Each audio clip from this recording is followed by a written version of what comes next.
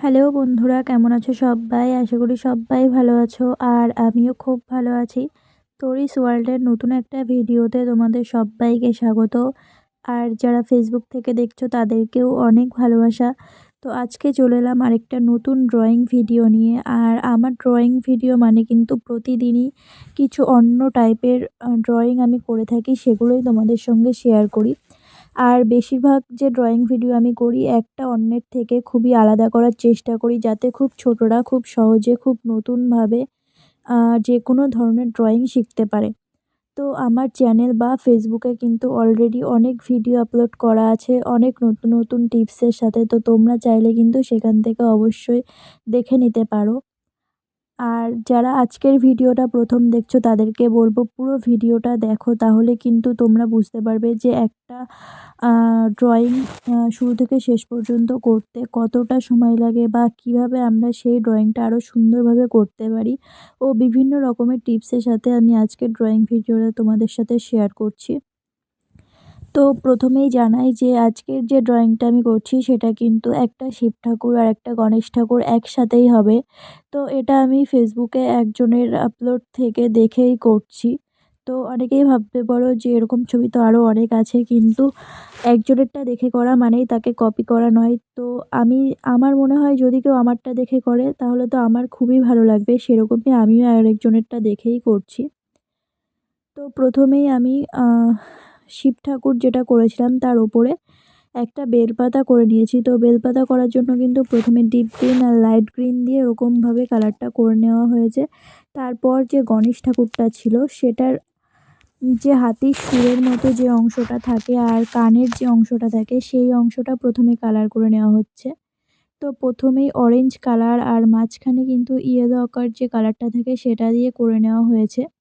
কানের সামনের অংশটাতে red colour আর orange কালারের সাথে মিশিয়ে ইয়েলো আকার বা স্কিন কালার যেটা আমরা ব্যবহার করে থাকি সেটা একটু ডিপ করে কিন্তু কালারটা করে নেওয়া হয়েছে। তারপর চোখের যে অংশটা সেই অংশ আমরা প্রত্যেকেই জানি প্রথমে ব্রাউন কালার তারপর ব্ল্যাক কালার দিয়ে কিন্তু সুন্দরভাবে করে নিতে হবে। ওপরে যে ত্রিশূলটা ছিল সেটা আমি প্রথমেই তোমাদেরকে বলি যে প্রথমেই কিন্তু ত্রিশূলটা আঁকানো হয়নি, এখানে যে শিবের যে চোখটা ছিল সেটা প্রথমে করে নেওয়া হলো, তারপর ত্রিশূল যেটা করা হচ্ছে সেটা কিন্তু ব্রাউন কালার দিয়েই করা হচ্ছে। আর বেশিরভাগ ড্রয়িংয়ের ক্ষেত্রে আমি তোমাদেরকে বলবো তোমাদের যে তুলিতে খুব কমফোর্টেবল ফিল হয় সেই তুলি দিয়েই তোমরা কালার করার চেষ্টা করবে। একজনেরটা দেখে যে তারটা দিয়েই করতে হবে এরকমটা কিন্তু নয়। আমার যদি ফ্ল্যাট তুলি বা অন্য যে কোনো ধরনের তুলি বেশি কমফোর্টেবল ফিল হয় আমি কিন্তু সেটা দিয়েই করি।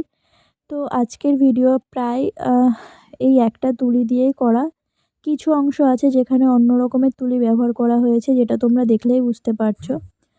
তো এখানে যে কালারটা করা হলো সেটা কিন্তু ব্রাউন কালার ডিপ আর লাইট দুটো কালার মিক্স করে ভেতরের দিকটাতে একটু হালকা কালারটা ইউজ করা হয়েছে আর নিচের দিকটাতে কিন্তু একদম ব্রাউন কালারের ডিপ করে ইউজ করা হয়েছে।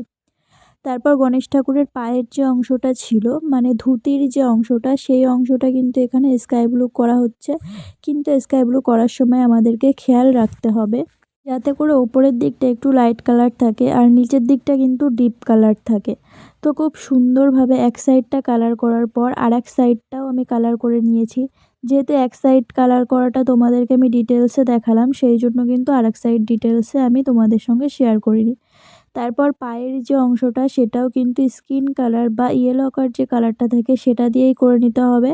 আর আঙুলগুলোর ক্ষেত্রে আমরা একদম 000 তুলি বা 40 তুলি দিয়ে একদম সরু সরুভাবে লাইন টেনে মানে ডিপ ব্রাউন কালার দিয়ে লাইন টেনে এভাবে সুন্দরভাবে করে দেব। তারপর মাঝের যে অংশটা সেইটা আমরা ডিপ ব্রাউন কালারের সাথে জল মিশিয়ে একদম হালকা স্কিন কালার করে এখানে ব্যবহার করে নিচ্ছি। তো প্রথমেই আমি বলে দিই আগে থেকে কিন্তু পেন্সিল দিয়ে একদম হালকাভাবে আঁকানো ছিল। এখনও আমি যে কোনো আঁকার ক্ষেত্রে সবসময় চেষ্টা করি একদম পেন্সিল দিয়ে হালকাভাবে করে নেওয়ার, যাতে করে ছবিটা খুব সুন্দর হয়। আর কোনো ভুল গেলে সেটা যাতে রাবার দিয়ে মোছার একটা পদ্ধতি থাকে। সেক্ষেত্রে কিন্তু তোমরা অবশ্যই চেষ্টা করবে যে কোনো আঁকার ক্ষেত্রে প্রথমে পেন্সিল দিয়ে এঁকে নেওয়ার। তবুও যেহেতু আমি এই ধরনের ছবি প্রথমবার আঁকছি হয়তোবা অনেক ভুল ত্রুটি হতেও পারে, তোমরা অবশ্যই সেটা আমাকে জানিও। আমি নেক্সট টাইম সেটা ঠিক করে নেওয়ার চেষ্টা করব।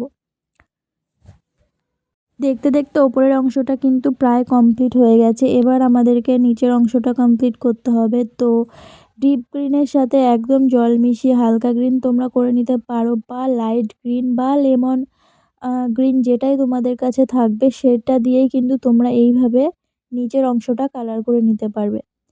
তার সাইডে যে ইঁদুরটা ছিল, মানে আমরা সবাই জানি যে গণেশের বাহন কিন্তু ইঁদুর। তো সেক্ষেত্রে আমরা এই ইঁদুরটা এখানে ছোট করে করার চেষ্টা করেছি। তো ইঁদুরের পুরো কালারটা কিন্তু ব্রাউন কালারের সাথে জল মিশিয়ে করা, আর মাঝখানের যেইটা আসনটা দেখতে পাচ্ছ মানে ইঁদুরের পিঠে, সেটা কিন্তু এখানে রেড কালার দিয়ে করা হয়েছে, আর ভেতরে কিছু ফোঁটা ফোঁটা আমি এখানে ব্লু কালার দিয়ে করে নিয়েছি। তো আজকের ভিডিও প্রায় শেষ হতে চলেছে। কেমন লাগলো অবশ্যই জানিও, ভালো লাগলে অবশ্যই like, comment, share and subscribe করে দিও। আজকের মতো এ পর্যন্তই। টাটা বন্ধুরা।